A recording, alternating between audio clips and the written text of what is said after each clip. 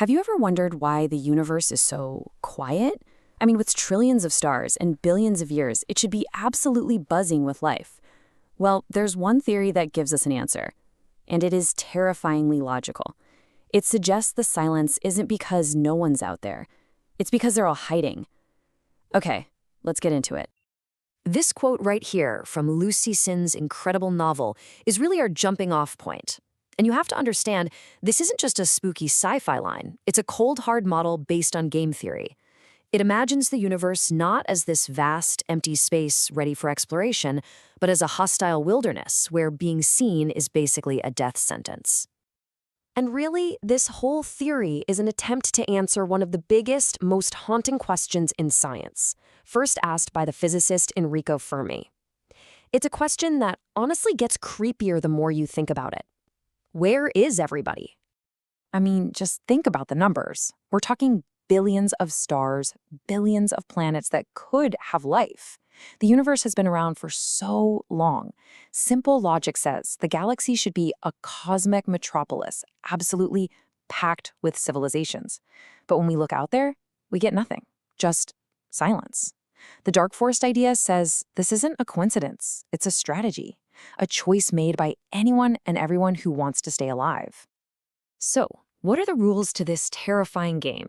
Well, the whole hypothesis is built on just two simple, incredibly ruthless axioms. And when you put them together, you get a framework for how civilizations would interact that is just chillingly logical. The first rule is dead simple. Survival is everything. This has nothing to do with being good or evil. It's just natural selection on a galactic scale. See, any civilization that's been around long enough for us to find has, by definition, proven that it puts its own survival above absolutely everything else. The ones that didn't, well, they're not around anymore. And the second rule is where the real problem starts. Scarcity. Life expands, civilizations grow, but the amount of stuff in the universe, matter, energy, resources, is finite. So even if two species are totally peaceful, on a long enough timeline, they will eventually want the same planet, the same star, the same resources. Conflict isn't just a possibility, it's a mathematical certainty. And this is the real kicker. It's what makes the whole thing so inescapable. You can't ever trust anyone else. How could you? How can you be 100% sure that a new civilization you meet is truly peaceful? And even if they are now, what about in 1,000 years? 1,000,000 years? What if they change their minds? The cost of being wrong isn't a bad day. It's the complete extinction of your species. So the only rational, logical choice is to assume the absolute worst. So what does all that lead to? This terrifying conclusion. In the dark forest, you have two choices. You either hide so perfectly that no one ever finds you, or you're the one pulling the trigger first. Any signal, any light, any tiny sign that you exist is just painting a giant target on your back for another hunter who simply cannot afford to risk that you might be a threat someday. But here's the really interesting part. This isn't just an idea from one sci-fi book. It's a pattern, a type of cosmic horror that pops up in a lot of different stories. And it teaches us that the hunter in this dark forest can look like a lot of different things. I mean, just look at this. Whether it's a cosmic being like Galactus who sees your entire planet as just a meal, or the Tyranid hive mind that sees your civilization as nothing but raw biomass to be absorbed, or even a superintelligent AI that sees you as just a bunch of inefficiently organized atoms, the end result is exactly the same. You're not a peer to be talked to. You are a resource to be used. And that's the absolute core of the horror, isn't it? The biggest threat out there probably isn't evil or malice.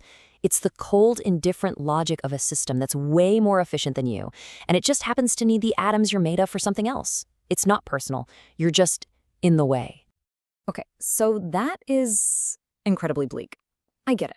But what if there's a flaw in this logic? What if the whole system assumes that the players in the game can never change their basic programming? What if there's a way to not just survive inside the forest, but to actually leave it behind for good?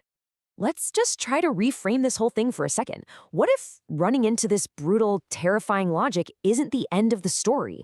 What if it's a cosmic final exam, a challenge that forces a civilization to either stay trapped in that endless cycle of fear or to evolve into something brand new? And right here, the choice is laid out perfectly. On one side, you have the dark forest logic. It's all about serving yourself, competing for scarce resources, and separating yourself from everyone else. The motto is hide or destroy. On the other side, you have a logic of transcendence, serving others, cooperating to create abundance, and finding unity. The motto is connect and elevate. One path keeps you stuck in the forest, which probably ends in extinction. The other is graduation. Some spiritual frameworks, like the Law of One, actually talk about this.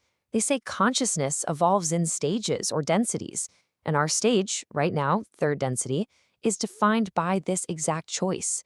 Do we follow the path of fear, the service to self path, which leads right into the dark forest, or do we choose the path of unity, service to others, and essentially graduate to a new level of the game? And you know what the key to graduating is? It's redefining our idea of love. Seriously. In this cosmic context, love isn't some fuzzy feeling. It's a technology. It is the operating system that makes trust and cooperation possible. It allows you to build alliances and create win-win situations, things that are literally impossible for those lone hunters trapped by their own suspicion back in the forest. So here's the big takeaway. This huge cosmic choice. It isn't something for aliens in a distant future. It brings the stakes right down to us. Here, now. The future of the universe isn't just being written out there in the stars. It's being written by the choices that we are making every single day. This one line, this changes everything. The darkness isn't a permanent feature of the universe. It's a temporary state of being, a collective agreement to be afraid. And it only lasts as long as everyone chooses to stay hidden in the shadows. So this all suggests a new, radical strategy. Not hiding. Instead, becoming a lighthouse. Now, it's a huge risk, no question.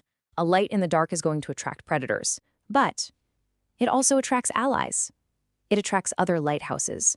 It's a signal that says not just we're here, but we have chosen a different way. It's a bet that by broadcasting your higher nature, you can literally change the rules of the game for everyone. And so, the question passes from the cosmos down to us, down to you. The dark forest is a very real, very logical possibility, and it's born from fear. But the garden is also a possibility, one that's just waiting to be grown through connection and cooperation. The universe is watching. The choice and the light is ours to become.